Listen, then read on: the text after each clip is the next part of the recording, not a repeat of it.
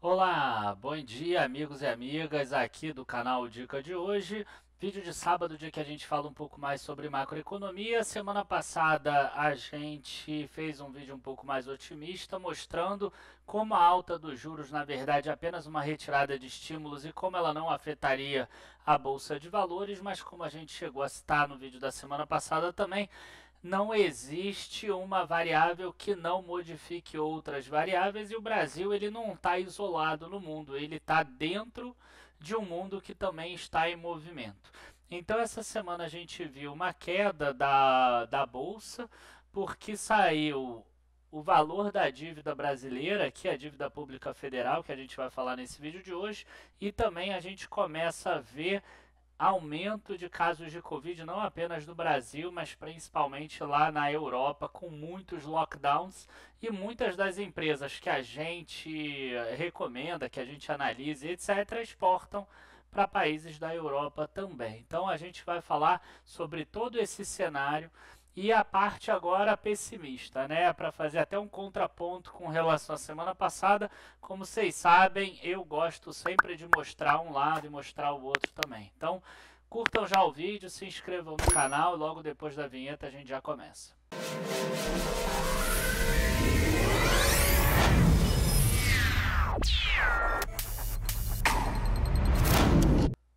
Bom, gente, a gente vai ficar muito mais tempo falando sobre a dívida pública federal, né? Porque, enfim, a parte de Covid eu sou mais ou menos igual a vocês. Eu só sei o que eu vejo por aí. Eu não sou especialista na área.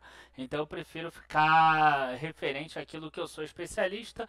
A gente acaba tendo que olhar a parte do Covid, do lockdown e etc., porque afeta as empresas que a gente analisa. Então já deixo aí de antemão dizendo que eu na parte médica e etc. Eu não sou especialista nisso, mas a gente sabe que impacta as empresas que a gente analisa. Bom, a primeira coisa que eu quero mostrar para vocês é o seguinte. Esse aqui é o relatório quadrimestral de projeções da dívida pública, que é um relatório de outubro do ano passado, de forma proposital. Eu estou pegando de outubro do ano passado para a gente ver algumas premissas que foram adotadas, que vocês vão ver que são, parece mentira, né? As premissas hoje em dia, 4 meses depois, parece que passou uma vida, né? O mercado acreditava no IPCA esse ano de 3%, então quer dizer, 3% vai vir muito mais do que isso. Tá? O IPCA 15 saiu essa semana lá, mais de 0,9% só em um mês. Taxa Selic, o mercado esperava 2,2%, média, né? Então quer dizer, começou a 2%, o pessoal já está prevendo no final do ano a 5%. A média talvez vai ficar em torno de 3,5%, 3,7%, alguma coisa nesse sentido. Câmbio 5,10, o boletim, no final do período, o boletim Foco já fala em 5,30.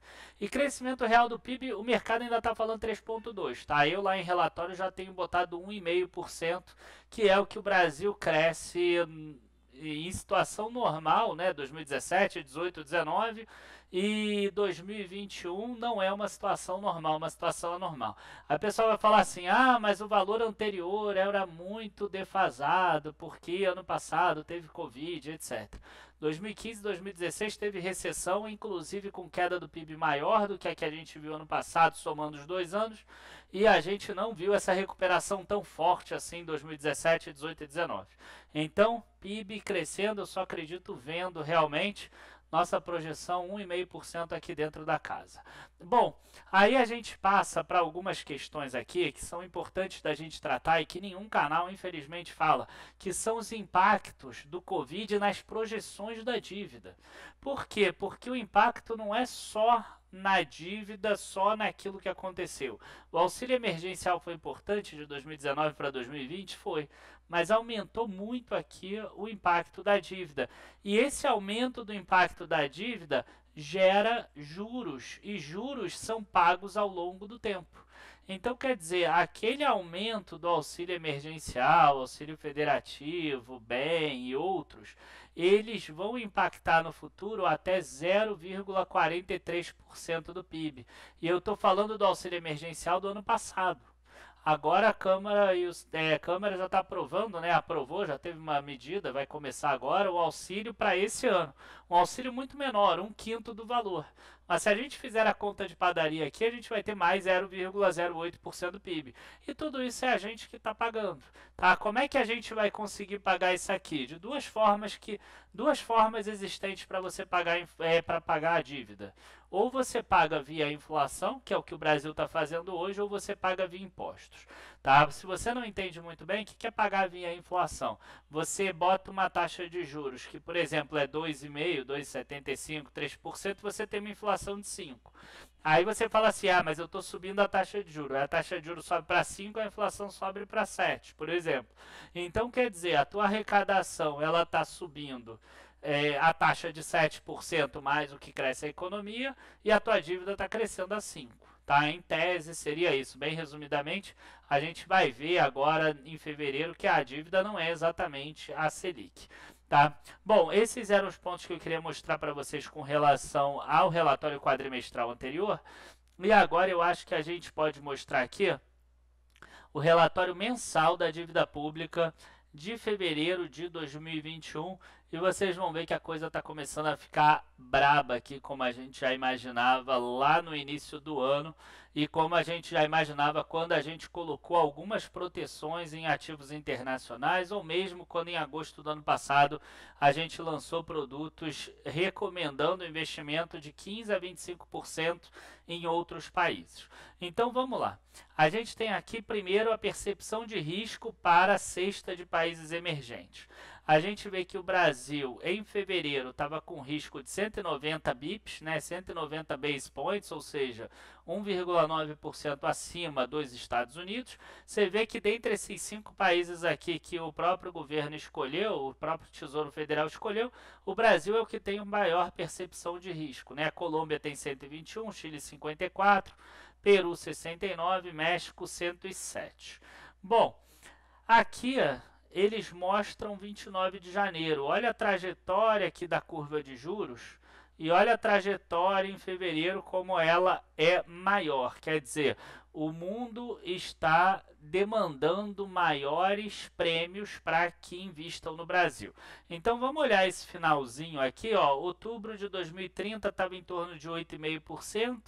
Tá? E a gente vai pegar aqui ó, uma curva curta aqui, 5,5% em outubro de 2022.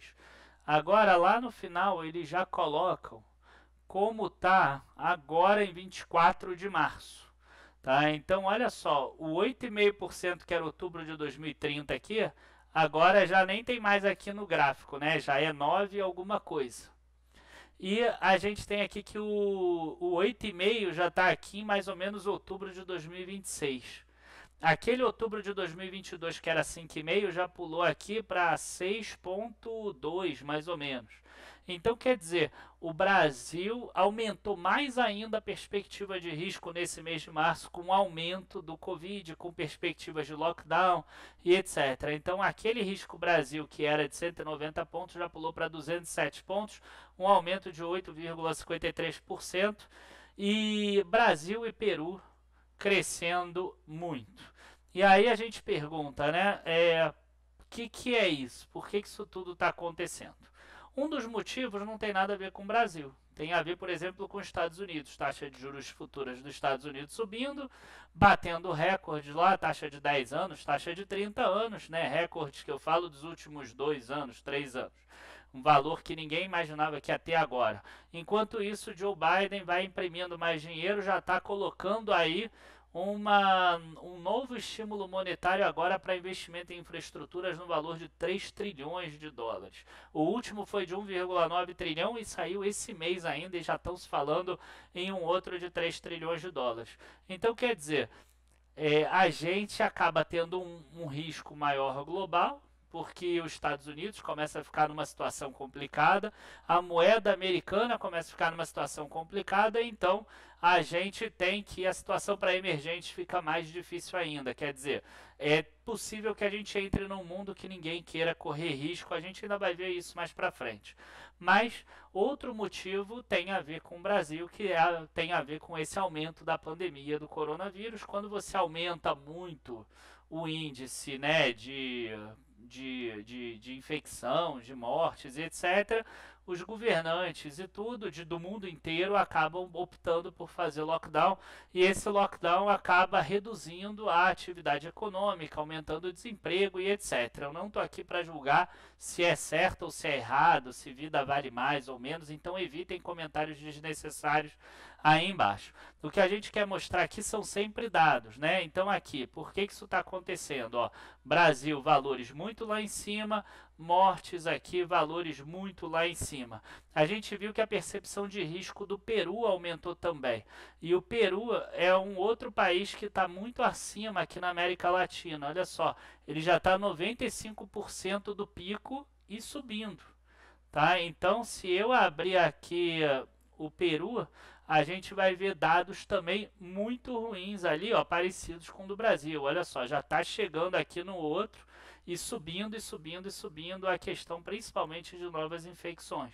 Então, gente, não vou continuar aqui na parte de Covid, é só para vocês perceberem que isso, né, causa problemas na economia. Quando um shopping fecha, arrecada menos impostos. Quando as lojas fecham, arrecada menos impostos.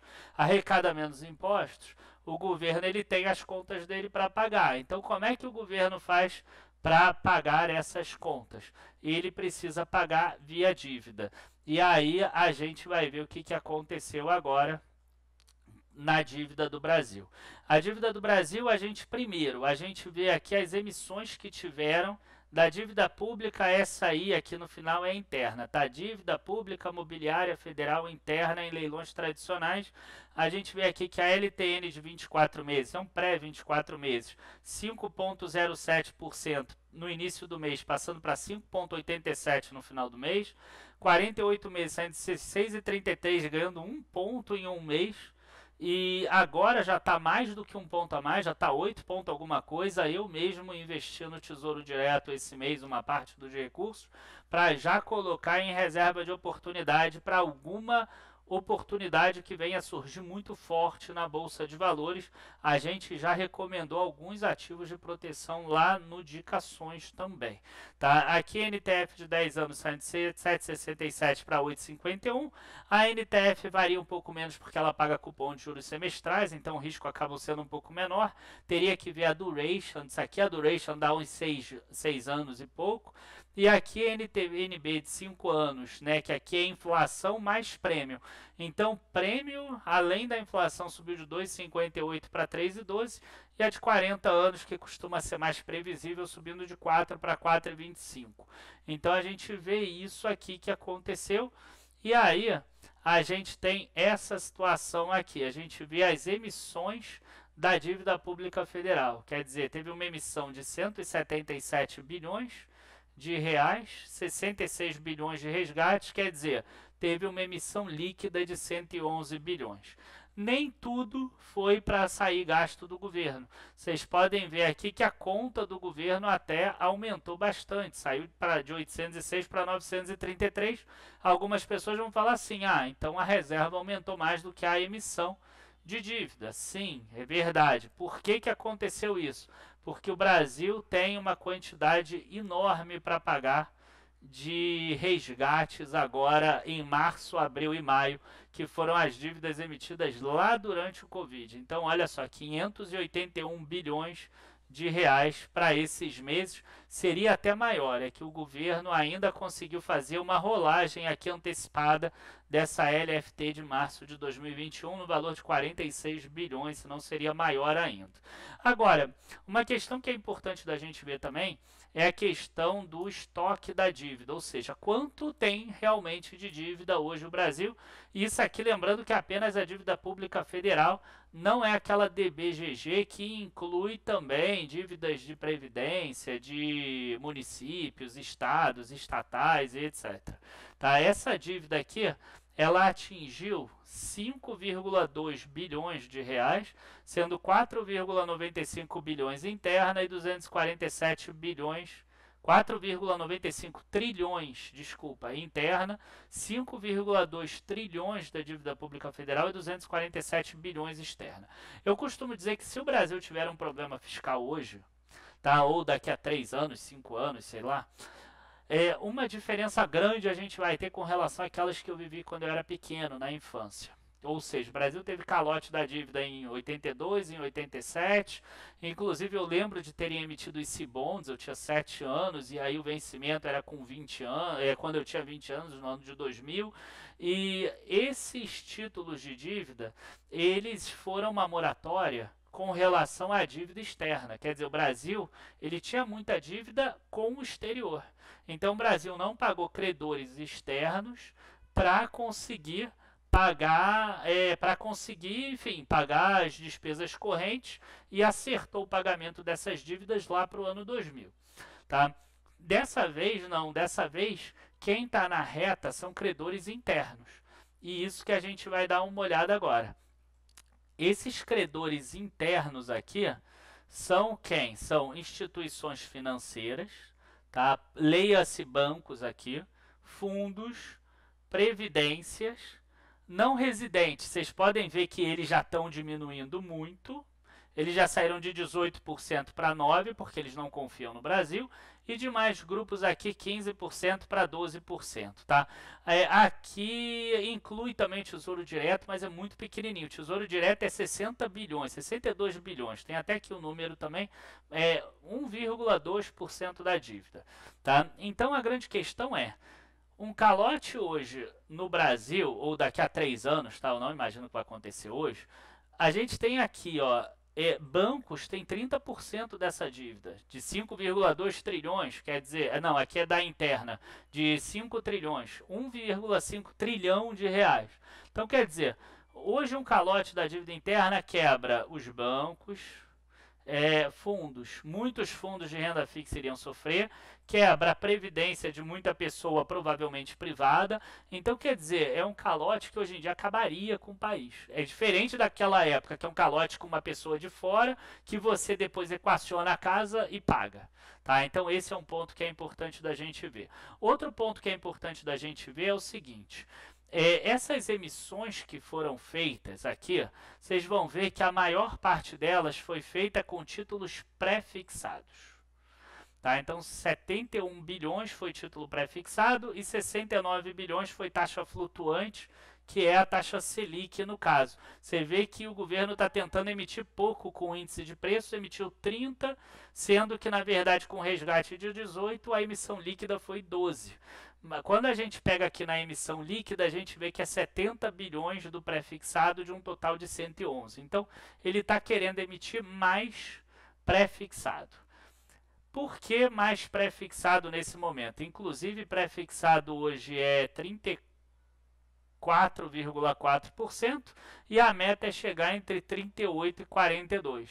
Porque o pré-fixado, por mais que ele seja alto num primeiro momento, ele dá uma previsibilidade para o governo de quanto ele vai ter que pagar. Quer dizer, você compra uma taxa do pré-fixado de 1º de janeiro de 2026 lá no Tesouro Direto a 9%, por exemplo, o governo sabe que ele tem que pagar 9%. Agora, se for índice de preços, índice de preço é IPCA mais 4,3%. Se a inflação for a 20%, por exemplo, o governo vai ter que pagar 20% mais 4%, então ele vai pagar 24%. Então ele prefere garantir aqui um valor no pré-fixado. Isso deve aumentar o custo da dívida.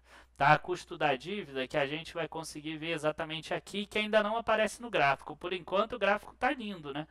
O custo médio da dívida está diminuindo. Olha só, mês após mês, o serviço da dívida está ótimo. Quando a gente olha aqui mais de perto, a gente já começa a ver que a LTN aqui, ó, já está em 3,7 ainda. A NTNF, né, que é o pré-fixado com juros, ainda está em 7,2, mas já está maior do que esse 6,9 de 2020. A NTNB, que é a inflação mais prêmio, que era 7,1 em 2020, já estava em 10,5 em janeiro e com um aumento de inflação 11,2. A variação do indexador 8,8 de inflação. E a LFT aqui, ó, que é o Tesouro Selic, vamos dizer assim, 2,2 em janeiro de 2021 e o indexador é 2%, tá? Uma taxa em torno de 0,2%, dá 2,2%, isso aqui já vai virar 2,95 agora, com a alta de 2,75 que teve agora, esse aqui tende a crescer muito. Então a tendência agora é que a gente comece a ter um serviço de dívida cada vez maior, tá? E aí a gente vai acabar apropriando mais dinheiro de juros. Então a dívida começa a subir não apenas por emissão, mas também por apropriação de juros. Se vocês olharem aqui em fevereiro, a gente teve emissão de dívida de 111 bilhões e juros que aumentaram a dívida de 27 bilhões, total de variação de 139. No ano, 118 bilhões de aumento de dívida, 70 bilhões de apropriação, 188 bilhões. E a tendência, a expectativa, a projeção é que esse indicador de estoque da dívida fique entre 5,6 trilhões e 5,9 trilhões, ou seja, tem entre 400 e 700 bilhões de dívida pública para aumentar. Boa parte disso vai ser exatamente aumento de juros. Tá? Então, quer dizer, eu não duvidaria que tivesse aqui um aumento de 350 bilhões ainda de apropriação de juros e a gente fechasse aqui com 420 bilhões e os outros 300 bilhões seriam, por exemplo, emissões de dívidas novas e a gente chegasse perto desse máximo aqui. Então, aumenta juros, a gente tem um aumento de dívida para pagar. Bom, a gente ainda tem o seguinte, a gente ainda tem os vencimentos da dívida pública federal, que a gente vê aqui que a dívida pública federal interna é 3,4 anos hoje. Então, quando a gente pega aqueles 5 bilhões da dívida interna, né, 4.951 dividido por 3,40, a gente está falando de 1.456 bilhões de reais todo ano para pagar em dívida. Claro que o Brasil não vai pagar, então 1.456 bilhões para rolar em dívida todo ano. Precisa ter gente disposta a comprar esses títulos, né? Se não tiver gente disposta, o que acontece? O prêmio vai subindo, prêmio vai subindo, prêmio vai subindo, prêmio vai subindo, e quando o prêmio sobe, a gente tem uma queda da bolsa. Então, assim, a política monetária do Copom foi correta em termos de juros, mas a gente sabe que ela tem uma certa limitação com relação a todo o resto que existe na economia e também na parte de saúde, que a gente acabou entrando um pouco. Então, assim, vai ser melhor do que seria sem esse aumento, quer dizer, se ficasse parado em 2%, a situação seria pior, provavelmente a gente já teria um Ibovespa menor ainda do que a gente viu essa semana e nos próximos meses, mas alguma coisa pode ser que pode ser que aconteça, né? Eu imagino que a gente não vai ter um ano tão tranquilo assim. Quem me acompanha sabe que eu já estou falando sobre isso desde ali de dezembro, janeiro, alguma coisa nesse sentido. Então, gente, esse é o recado que eu queria passar para vocês. Dívida pública federal crescendo bastante, aumentou aí 130, 140 bilhões em um mês só. Inflação continua subindo, saiu IPCA 15 e a gente deve ter uma pressão aí contínua com relação ao próprio Comitê de Política Monetária para subir mais ainda juros.